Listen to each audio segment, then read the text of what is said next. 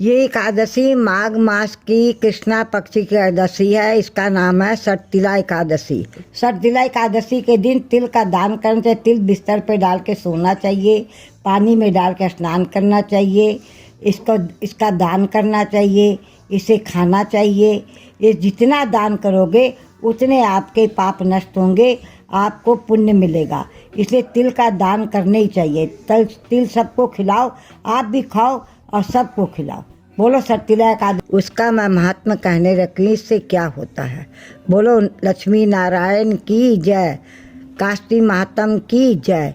एक समय दालम्य ऋषि ने पुलस्त ऋषि से पूछा, हे मुनीश्वर, मनुष्य मृत्यु लोक में ब्रह्म हत्या आदि महान पाप करते हैं और दूसरों के धन की चोरी, दूसरों की उन्नति को देखकर ईर्षा आदि करते हैं, परंतु फिर भी उनको नरक प्राप्त नहीं होता।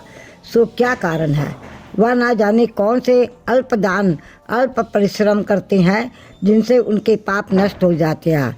यह सब आप कृपा करके मुझसे कहिए। पुलस्त ऋषि बोले, मुनि, आपने अत्यंत गंभीर प्रश्न पूछा है। इससे संसारी जनों को बहुत लाभ होगा। इसको इंद्र आदि देव भी नहीं जानते, परंतु आपको वह गुप्त भेद अवश्य बताता हूँ। माघ मास के आने पर मनुष्य का स्नान आदि से शुद्ध रहना चाहिए और इंद्रियों को वश में रखना चाहिए तथा काम क्रोध मद लोभ मोह अभिमान आदि का त्याग कर भगवान का स्मरण करना चाहिए। उसको हाथ पैर धोकर पुष्य नक्षत्र में गोबर कपास तिल मिलाकर उपले बनाने चाहिए। हाँ, देखो क्या तिल से क्या क्या करना चाहिए। हाँ, अभिमान आदि का त्याग कर भगवान का स्मरण कर उसको हाथ पैर धोकर पुष्य नक्षत्र में गोबर कपास तिल मिलाकर उपले बनाने चाहिए और उन कंडों से 108 बार हवन करें। यदि उस दिन मूल नक्षत्र हो, द्वादशी हो तो नियम से रहें। स्नान आदि क्रिया से शुद्ध होकर भगवान का पूजन कीर्तन करना चाहिए। एकादशी के दिन व्रत करें और रात्रि को जागरण तथा हवन करें। उसके दूसरे दिन धूप दीप नैवेद्य से भगवान की पूजा करें और खिचड़ी का भोग लगाना चाहिए। उसे उस दिन कृपया कृष्ण भगवान का पूजन करना चाहिए। उनको पेठा नारियल सीताफल या सुपारी सहित अर्घ्य देना चाहिए। हे भगवान, आप शरण को शरण देने वाले, आप संसार सागर में डूबा हुआ का उद्धार करने वाले हैं।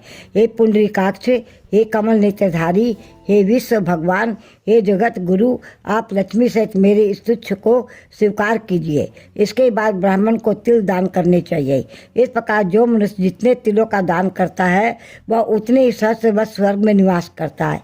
एक तिल स्नान, पहला जो है तिल स्नान, दूसरा तिल का उपटन, तीसरा तिलोदक माने तिल का तिलक लगाना, तिल का भोजन, तिल का दान या तिला कहलाती है। इससे अनेक प्रकार के पाप दूर हो जाते हैं। एक दिन नारद जी बोले, हे भगवान, आपको नमस्कार है। इस सटतिला एकादशी का क्या पुण्य होता है और उनकी क्या कथा है, उसे कृपा करके कहिए।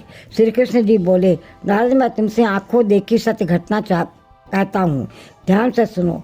प्राचीन काल में मृत्यु लोक में एक ब्राह्मणी रहती थी। वह सदैव व्रत क्या करती थी। एक समय वह 1 माह तक व्रत करती रही। ऐसे उसका शरीर अत्यंत दुर्बल हो गया। वह अत्यंत बुद्धिमान थी, परंतु फिर भी उसने कभी देवताओं तथा व्रतों से अपना मन अस्थिर नहीं किया। इस प्रकार मैंने सोचा कि ब्राह्मणी ने व्रत आदि से अपना शरीर शुद्ध कर लिया है और इसको वैष्णव लोक में भी मिल जाएगा, परंतु इसने कभी अन्न दान नहीं किया। इससे इसकी तृप्ति होनी कठिन है। ऐसा सोचकर मैं मृत्यु लोक में गया और उस ब्राह्मणी से अन्न मांगा। वह बोली, हे महाराज, आप यहाँ किस लिए आई हैं। मैंने कहा, मुझे भिक्षा चाहिए।